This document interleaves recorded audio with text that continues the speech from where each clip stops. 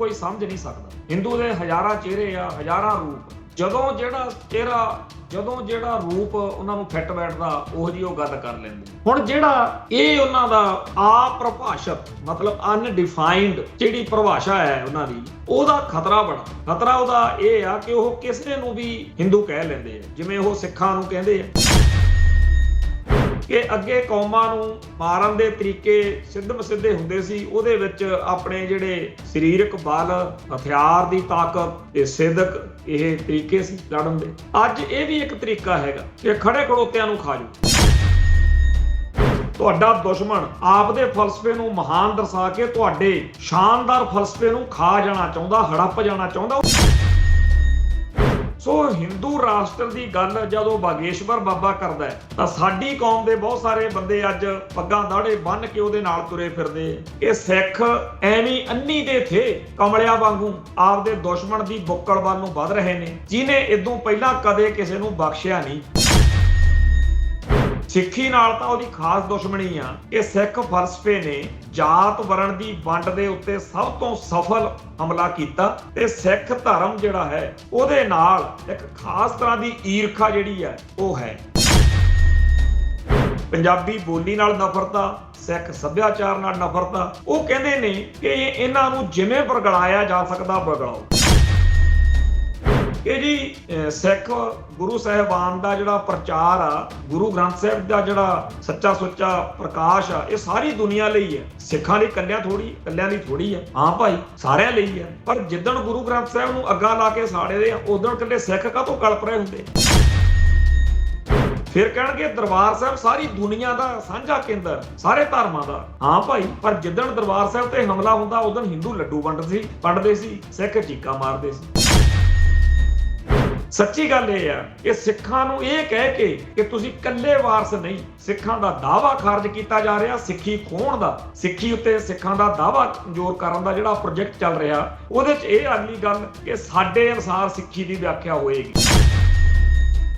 ਔਰ ਉੱਤੇ ਪ੍ਰੋਗਰਾਮ ਖਬਰ ਦੀ ਖਬਰ ਦੇਖ ਰਿਹਾ ਸਾਰੇ ਦਰਸ਼ਕਾਂ ਨੂੰ ਮੈਂ ਸਰਬਜੀਤ ਸਿੰਘ ਘੁਮਾਣ ਫਤਿਹ ਅਰਜ ਕਰਦਾ ਜੀ। ਵਾਹਿਗੁਰੂ ਜੀ ਕਾ ਖਾਲਸਾ, ਵਾਹਿਗੁਰੂ ਜੀ ਕੀ ਫਤਿਹ। ਰੌਲਾ ਪਿਆ ਸੀ ਕੱਲ ਰਾਤ ਨੂੰ ਵੀ ਫਗਵਾੜੇ ਹਿੰਦੂ ਸ਼ਿਵ ਸੈਨਾ ਵਾਲਿਆਂ ਨੂੰ, ਪਿਓ ਪੁੱਤ ਨੂੰ ਬਈ ਕੋਈ ਹਮਲਾ ਹੋ ਗਿਆ।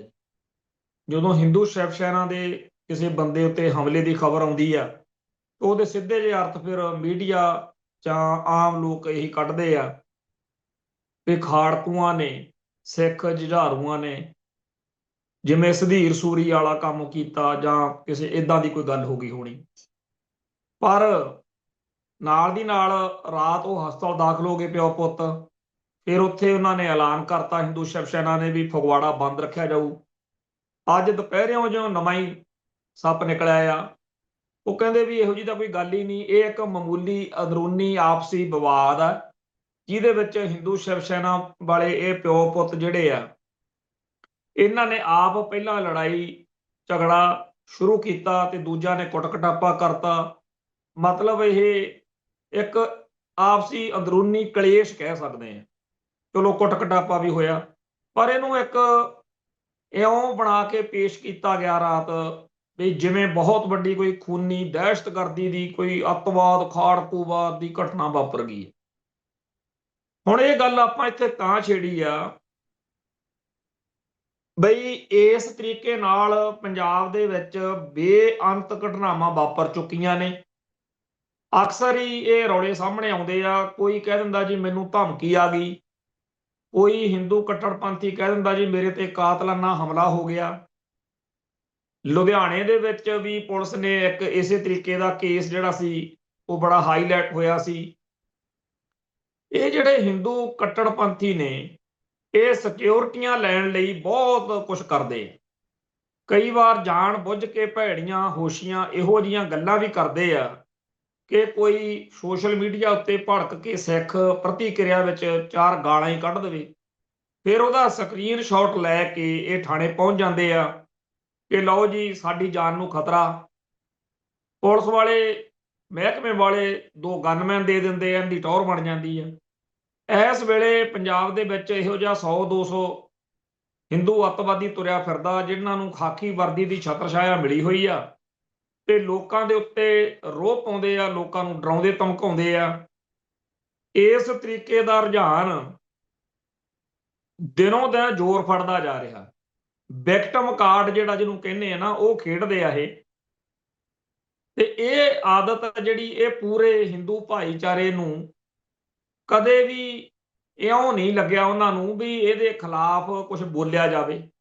ਇਹ ਗੱਲ ਮੈਂ ਇਸ ਕਰਕੇ ਕਹੀ ਆ ਕਿ ਯਾਦਵਿੰਦਰ ਸਿੰਘ ਕਰਫਿਊ ਦੇ ਪ੍ਰੋਗਰਾਮ ਦੇ ਵਿੱਚ ਇੱਕ ਹਿੰਦੂ ਭਾਈਚਾਰੇ ਦੇ ਨੁਮਾਇੰਦੇ ਵੱਲੋਂ ਇਹ ਗੱਲ ਧੜੱਲੇ ਨਾਲ ਆਖੀ ਗਈ ਆ ਕਿ ਜਿਹੜੇ ਹਿੰਦੂਆਂ ਤੋਂ ਸਿੱਖ ਦੁਖੀ ਨੇ ਇਤਿਹਾਸ ਵਿੱਚ, ਜਿਨ੍ਹਾਂ ਦਾ ਨਾਂ ਲੈ ਕੇ ਤੁਸੀਂ ਅੱਜ ਸਾਡੀ ਹਿੰਦੂ ਕੌਮ ਨੂੰ, ਹਿੰਦੂ ਭਾਈਚਾਰੇ ਨੂੰ ਦੋਸ਼ੀ ਗਰਦਾਨਦੇ ਹੋ ਵੀ ਉਹ ਸਿੱਖੀ ਅਤੇ ਸਿੱਖਾਂ ਦੇ ਜਾਂ ਪੰਜਾਬ ਜਾਂ ਪੰਥ ਦੇ ਉਲਟ ਭੁਗਤ ਰਹੇ ਨੇ ਜਾਂ ਭੁਗਤਦੇ ਨੇ, ਉਹ ਕਹਿੰਦੇ ਉਹ ਸਾਡੇ ਹਿੰਦੂਆਂ ਦੇ ਨੁਮਾਇੰਦੇ ਹੈ ਹੀ ਨਹੀਂ। ਮਤਲਬ ਕਿ ਸਨਾਤਨ ਦਾ ਝੰਡਾ ਚੱਕ ਕੇ ਭਾਰਤ ਨੂੰ ਬਾਕੀ ਘੱਟ ਗਿਣਤੀ ਕੌਮਾਂ ਤੋਂ ਰਹਿਤ ਕਰਦਿਆਂ ਹੋਇਆਂ ਹਿੰਦੂ ਰਾਸ਼ਟਰ ਬਣਾਉਣ ਦੀ ਜਿਹੜੀ ਕਵਾਇਦ ਚੱਲ ਰਹੀ ਹੈ, ਉਹਦੇ ਵਿੱਚ ਇੱਕ ਪਾਸੇ ਤਾਂ ਬਾਗੇਸ਼ਵਰ ਬਾਬੇ ਵਾਲੇ ਵਰਗੇ ਤੁਰੇ ਫਿਰਦੇ ਆ, ਕਦੇ ਹੋਰ ਕਈ ਲੱਲੜ ਪੱਲੜ, ਪਰ ਇੱਕ ਇਹ ਵੀ ਤਰੀਕਾ ਹੈਗਾ ਵੀ ਬੜੇ ਬੀਬੇ ਜੇ ਭੋਲੇ ਜੇ ਬਣ ਕੇ ਹਰ ਘੱਟ ਗਿਣਤੀ ਨੂੰ ਬਰਗਲਾਓ। ਜਿਵੇਂ ਹੁਣ ਸਿੱਖਾਂ ਨੂੰ ਕਿਹਾ ਜਾ ਰਿਹਾ, ਮੈਂ ਉਹ ਦੇਖ ਰਿਹਾ ਸੀਗਾ ਪ੍ਰੋਗਰਾਮ ਤੇ ਹੇਠਾਂ ਸਿੱਖ ਵੀਰਾਂ ਨੇ ਉਸ ਹਿੰਦੂ ਡਾਕਟਰ ਗਰਗ ਜਿਹੜਾ, ਉਹਦੇ ਬਾਰੇ ਬੜਾ ਲਿਖਿਆ ਹੋਇਆ ਕਿ ਜੀ ਕਮਾਲ ਕਰਤੀ ਬੰਦੇ ਨੇ, ਕਿਉਂਕਿ ਉਹ ਬੜੇ ਦਲੇਰੀ ਤੇ ਬੇਬਾਕੀ ਨਾਲ ਆਪਦੀ ਗੱਲ ਕਹਿ ਰਿਹਾ ਹੈ। ਆਮ ਬੰਦਾ ਉਹ ਤੋਂ ਪ੍ਰਭਾਵਿਤ ਹੋਏ ਬਿਨਾਂ ਨਹੀਂ ਰਹਿ ਸਕਦਾ। ਉਹਨੇ ਉਹਨਾਂ ਸਾਰੇ ਹਿੰਦੂਆਂ ਨੂੰ ਜਿਨ੍ਹਾਂ ਨੂੰ ਆਪਾਂ ਸਾਡੇ ਇਤਿਹਾਸ ਵਿੱਚ ਖਲਨਾਇਕ ਦੇ ਤੌਰ ਤੇ ਮੰਨਦੇ ਹਾਂ, ਉਹਨਾਂ ਨੂੰ ਕਿਹਾ ਵੀ ਉਹਨਾਂ ਦੀ ਕੀ ਗੱਲ ਕਰਨੀ ਆ ਜੀ, ਉਹ ਤਾਂ ਸਾਡੇ ਨੁਮਾਇੰਦੇ ਨਹੀਂ ਹੈਗੇ। ਇਹ ਗੱਲ ਆ ਜਿਹੜੇ ਪੰਜਾਬ ਦੇ ਵਿੱਚ ਹਿੰਦੂ ਅੱਤਵਾਦੀ ਸਰਗਰਮ ਨੇ, ਜਿਹੜੇ ਅਕਸਰ ਹੀ ਕਹਿੰਦੇ ਆ ਜੀ ਅਸੀਂ ਹਿੰਦੂਆਂ ਦੇ ਰਾਖੇ ਆ, ਹਿੰਦੂਆਂ ਨੂੰ ਖਤਰਾ, ਤੇ ਇਹ ਸਿਕਿਉਰਟੀਆਂ ਲੈਂਦੇ ਆ, ਆਏ ਦਿਨ ਸਿੱਖ ਜਜ਼ਬਾਤਾਂ ਨੂੰ ਲਾਂਬੂ ਲਾਉਂਦੇ ਆ। ਇਹ ਗੱਲ ਇਹਨਾਂ ਬਾਰੇ ਵੀ ਹਿੰਦੂ ਭਾਈਚਾਰੇ ਦੇ ਅੰਦਰ ਹੈਗੀ ਆ, ਪਰ ਇਹ ਗੱਲ ਉਹ ਕਹਿੰਦੇ ਕਦੇ ਨਹੀਂ। ਕੀ ਕਦੇ ਅੰਮ੍ਰਿਤਸਰ ਦੇ ਹਿੰਦੂਆਂ ਨੇ, ਇੱਥੇ ਬਹੁਤ ਸਾਰੀਆਂ ਹਿੰਦੂ ਜਥੇਬੰਦੀਆਂ ਨੇ, ਕਦੇ ਉਹਨਾਂ ਨੇ ਕਿਹਾ ਵੀ ਸੁਧੀਰ ਸੂਰੀ ਜਾਂ ਉਹ ਜਿਹੇ ਹੋਰ ਜਿਹੜੇ ਲੰਡੂ ਨੇ, ਉਹਨਾਂ ਦੀ ਬਕਵਾਸ ਜਾਂ ਉਹਨਾਂ ਦੇ ਭੈੜੇ ਬੋਲ ਕਰਕੇ ਸਿੱਖੋ ਤੁਸੀਂ ਦੁਖੀ ਹੁੰਨੇ ਹੋ, ਅਸੀਂ ਤੁਹਾਡੇ ਨਾਲ ਆ, ਅਸੀਂ ਵੀ ਇਹਨਾਂ ਨੂੰ ਆਪਦਾ ਕੋਈ ਆਗੂ ਜਾਂ ਨੁਮਾਇੰਦਾ ਨਹੀਂ ਮੰਨਦੇ। ਕਦੇ ਜਿਹੜਾ ਉਹ ਸੰਜੀਵ ਘਨੌਲੀ ਜਾਂ ਇੱਕ ਉਹ ਪਟਿਆਲੇ ਕਾਲੀ ਮਾਤਾ ਦੇ ਮੰਦਿਰ 'ਚ ਹੁੰਦਾ ਸੀ, ਹੋਰ ਬੜੇ ਨੇ, ਕਦੇ ਇਹਨਾਂ ਦੀ ਭਕਾਈ ਦੇ ਖਿਲਾਫ ਹਿੰਦੂ ਭਾਈਚਾਰੇ ਨੇ, ਕਿਸੇ ਹਿੰਦੂ ਆਗੂ ਨੇ ਇਹ ਨਹੀਂ ਕਿਹਾ। ਪਤਾ ਨਹੀਂ ਹੁਣ ਇਹ ਮੈਂ ਇਸ ਕਰਕੇ ਵੀ ਜ਼ਿਆਦਾ ਵਧੀਆ ਇਸ ਗੱਲ ਨੂੰ ਕਹਿ ਸਕਦਾ ਕਿ ਸਾਡੀ ਕੌਮ ਦੇ ਵਿੱਚੋਂ ਛੇਤੀ ਕਿਤੇ ਤਾਂ ਕੋਈ ਗੜਬੜ ਗਲਤੀ ਹੋਣ ਦੀ ਹੈ ਨਹੀਂ, ਪਰ ਮੰਨ ਲਓ, ਅਜ਼ਿਊਮ ਕਰ ਲਓ ਆਪਾਂ ਬਈ ਕਿਸੇ ਸਿੱਖ ਨੌਜਵਾਨ ਤੋਂ ਕੋਈ ਗਲਤ ਬਿਆਨੀ ਹੋ ਜੀ, ਤੇ ਸਾਡੀ ਕੌਮ ਤੁਰੰਤ ਇਹ ਦੱਸਣ ਵਿੱਚ ਲੱਗ ਜਾਂਦੀ ਆ ਕਿ ਤੇਰੀ ਗਲਤੀ ਆ ਭਾਈ, ਆਪਾਂ ਨੂੰ ਕਿਸੇ ਧਰਮ ਦੇ ਧਾਰਮਿਕ ਵਿਸ਼ਵਾਸਾਂ ਦੇ ਉਲਟ ਇਸ ਤਰੀਕੇ ਨਾਲ ਨਹੀਂ ਬੋਲਣਾ ਚਾਹੀਦਾ ਸੀ। ਜਦੋਂ ਸਾਡੀ ਕੌਮ ਦਾ ਇਹ ਸੁਭਾਅ ਆ ਤਾਂ ਅਸੀਂ ਵੀ ਆਸ ਕਰਦੇ ਆ ਕਿ ਹੋਰ ਜਿਹੜੇ ਲੋਕ ਇੱਥੇ ਵਸਦੇ ਆ ਉਹ ਵੀ ਸਾਡੇ ਵਾਂਗੂ ਸੋਚਣ, ਕਰਨ, ਪ੍ਰਤੀਕਿਰਿਆ ਦੇਣ। ਪਰ ਇੱਕ ਪਾਸੇ ਤਾਂ ਜਦੋਂ ਪੰਗਾ ਪੈ ਜਾਂਦਾ, ਲਕੀਰ ਖਿੱਚਣ ਦੀ ਗੱਲ ਆ ਜਾਂਦੀ ਆ, ਉਦੋਂ ਕਹਿ ਦਿੰਦੇ ਨੇ ਕਿ ਇਹ ਸਾਡੇ ਨੁਮਾਇੰਦੇ ਨਹੀਂ। ਦੂਜੇ ਪਾਸੇ ਜਦੋਂ ਭਕਾਈ ਮਾਰਦੇ ਆ, ਉਦੋਂ ਆਰਾਮ ਨਾਲ ਬਹਿ ਕੇ ਖਾਮੋਸ਼ ਸਹਿਮਤੀ, ਜਿਹਨੂੰ ਕਹਿੰਦੇ ਆ ਨਾ ਖਾਮੋਸ਼ੀ ਨਾਲ ਪ੍ਰਵਾਨਗੀ ਦੇਣੀ, ਉਹ ਵੀ ਕੰਮ ਕਰਦੇ ਆ। ਉਸ ਤੋਂ ਅਗਲੀ ਗੱਲ ਇਹ ਵੀ ਜਦੋਂ ਕੋਈ ਇਹਨਾਂ ਨੂੰ ਠੋਕ ਦਿੰਦਾ ਅੱਕਿਆ ਹੋਇਆ, ਜਿਵੇਂ ਸੂਰੀ ਠੋਕਿਆ ਸੀ, ਉਦੋਂ ਫਿਰ ਇਹੀ ਹਿੰਦੂ ਭਾਈਚਾਰਾ ਉਹਨਾਂ ਦੀ ਹਮਾਇਤ ਵਿੱਚ ਵੀ ਖੜ ਜਾਂਦਾ। ਅਸਲ ਵਿੱਚ ਤਾਂ ਗੱਲ ਇਹ ਹੈ ਕਿ ਹਿੰਦੂ ਨੂੰ ਕੋਈ ਸਮਝ ਨਹੀਂ ਸਕਦਾ। ਹਿੰਦੂ ਦੇ ਹਜ਼ਾਰਾਂ ਚਿਹਰੇ ਆ, ਹਜ਼ਾਰਾਂ ਰੂਪ। ਜਦੋਂ ਜਿਹੜਾ ਰੂਪ ਉਹਨਾਂ ਨੂੰ ਫਿੱਟ ਬੈਠਦਾ, ਉਹੋ ਜਿਹੀ ਉਹ ਗੱਲ ਕਰ ਲੈਂਦੇ। ਇੱਕ ਗਾਣਾ ਹਿੰਦੀ ਫਿਲਮ ਦਾ ਉਹ ਬੜਾ ਪ੍ਰਚਲਿਤ ਆ, ਏਕ ਚਿਹਰੇ ਪੇ कितने चेहरे लगा लेते हैं लोग, ਉਹ ਗਾਣੇ ਵਾਂਗੂ ਹਿੰਦੂ ਨੂੰ ਕੋਈ ਬੰਦਾ ਡਿਫਾਈਨ ਨਹੀਂ ਕਰ ਸਕਦਾ। ਜਦੋਂ ਮੈਂ ਇਸ ਗੱਲ ਦੇ ਵਿੱਚ ਆਪਦੇ ਆਪ ਨੂੰ ਦਾਖਲ ਕੀਤਾ, ਲਿਖਣ ਬੋਲਣ ਦੇ ਸਮਝਣ ਦੇ ਯਤਨ ਵਿੱਚ, ਮੈਂ ਹਿੰਦੂ ਭਾਈਚਾਰੇ ਨਾਲ ਸੰਬੰਧਿਤ ਵੱਧ ਤੋਂ ਵੱਧ ਪੜ੍ਹਿਆ, ਕਿਉਂਕਿ ਕਿਸੇ ਬਾਰੇ ਗੱਲ ਕਰਨ ਤੋਂ ਪਹਿਲਾਂ ਤੁਹਾਡੇ ਕੋਲ ਉਹਦੇ ਬਾਰੇ ਗੱਲ ਹੋਣੀ ਚਾਹੀਦੀ। ਬੇਸ਼ੁਮਾਰ ਲਿਖਤਾਂ, ਬੇਸ਼ੁਮਾਰ ਕਿਤਾਬਾਂ ਪੜ੍ਹੀਆਂ, ਤੇ ਵੱਡੇ ਜਿਹੜੇ ਸਿੱਖ ਕੌਮ ਦੇ ਜਾਂ ਗੈਰ ਸਿੱਖ ਵਿਦਵਾਨ ਨੇ, ਹਿੰਦੂ ਭਾਈਚਾਰੇ ਦੇ ਜਿਹੜੇ ਚਿੰਤਕ ਨੇ, ਸਭ ਦੀਆਂ ਗੱਲਾਂ ਤੋਂ ਇੱਕੋ ਗੱਲ ਮਿਲਦੀ ਆ ਵੀ ਹਿੰਦੂ ਸ਼ਬਦ ਇੱਕ ਖੁੱਲਾ ਜਿਹਾ ਸ਼ਬਦ ਹੈ, ਇਹਦੀ ਕੋਈ ਇੱਕ ਸਿੱਕੇਬੰਦ ਵਿਆਖਿਆ ਨਹੀਂ ਹੈ। ਤੁਸੀਂ ਕਿਸੇ ਵੀ ਤਰ੍ਹਾਂ ਦਾ ਹਿੰਦੂ ਦੇਖ ਸਕਦੇ ਹੋ। ਹੁਣ ਜਿਹੜਾ ਇਹ ਉਹਨਾਂ ਦਾ ਆਪਰਿਭਾਸ਼ਿਤ, ਮਤਲਬ ਅਨਡਿਫਾਈਨਡ ਜਿਹੜੀ ਪਰਿਭਾਸ਼ਾ ਹੈ ਉਹਨਾਂ ਦੀ, ਉਹਦਾ ਖਤਰਾ ਬੜਾ। ਖਤਰਾ ਉਹਦਾ ਇਹ ਆ ਕਿ ਉਹ ਕਿਸੇ ਨੂੰ ਵੀ ਹਿੰਦੂ ਕਹਿ ਲੈਂਦੇ ਆ, ਜਿਵੇਂ ਉਹ ਸਿੱਖਾਂ ਨੂੰ ਕਹਿੰਦੇ ਆ। ਜਿਸ ਡਾਕਟਰ ਗਰਗ ਦੀ ਮੈਂ ਗੱਲ ਕਰ ਰਿਹਾ, ਉਹ ਡਾਕਟਰ ਪਿਆਰੇ ਲਾਲ ਗਰਗ ਨਹੀਂ ਹੈ ਜਿਹੜਾ ਆਪਣੇ ਚੰਡੀਗੜ੍ਹ ਵਾਲਾ, ਉਹਦੀ ਗੱਲ ਨਹੀਂ ਹੈ, ਇਹ ਹੋਰ ਆ ਕੋਈ। ਉਹ ਸੱਜਣ ਇੱਕ ਤਰੀਕੇ ਨਾਲ ਗੁਰੂ ਨਾਨਕ ਪਾਤਸ਼ਾਹ ਤੋਂ ਲੈ ਕੇ ਸਾਰੇ ਉਹਨਾਂ ਸਿੱਖਾਂ ਨੂੰ ਹਿੰਦੂ ਗਰਦਾਨ ਰਿਹਾ ਜਿਹੜੇ ਸਾਡੇ ਇਤਿਹਾਸ ਦਾ ਮਾਣ ਹੈ। ਇਹੀ ਉਹ ਕੁੰਡੀ ਆ ਜਿਹਨੂੰ ਸਮਝਣ ਦੀ ਲੋੜ ਹੈ ਕਿ ਅੱਗੇ ਕੌਮਾਂ ਨੂੰ ਮਾਰਨ ਦੇ ਤਰੀਕੇ ਸਿੱਧ ਮਸਿੱਧੇ ਹੁੰਦੇ ਸੀ, ਉਹਦੇ ਵਿੱਚ ਆਪਣੇ ਜਿਹੜੇ ਸਰੀਰਕ ਬਲ, ਹਥਿਆਰ ਦੀ ਤਾਕਤ ਤੇ ਸਿੱਧਕ, ਇਹ ਤਰੀਕੇ ਸੀ ਲੜਨ ਦੇ। ਅੱਜ ਇਹ ਵੀ ਇੱਕ ਤਰੀਕਾ ਹੈਗਾ ਕਿ ਖੜੇ ਖੜੋਤਿਆਂ ਨੂੰ ਖਾ ਜੂ।